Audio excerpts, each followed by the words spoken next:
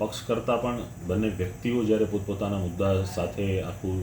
પ્રકરણ ચાલી રહ્યું છે ત્યારે આ મુદ્દાને રાજીનામા કરતાં પણ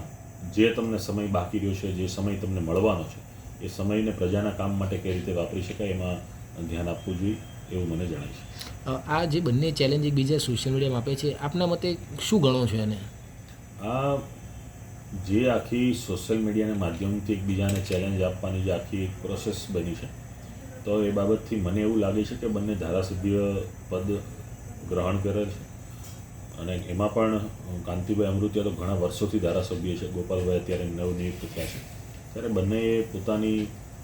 સામ્યતા જાળવવી જોઈએ, શિસ્તતા જાળવવી જોઈએ અને ગુજરાતી તરીકે જ્યારે તમને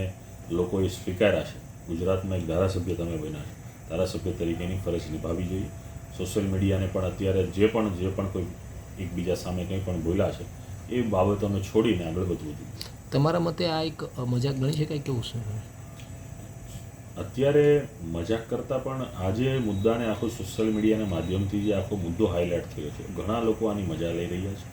અને સોશિયલ મીડિયાના માધ્યમથી જ્યારે આવી વસ્તુઓ બનતી હોય છે,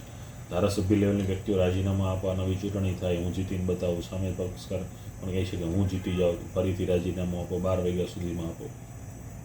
તો આની મજા કરતાં પણ લોકશાહીની જે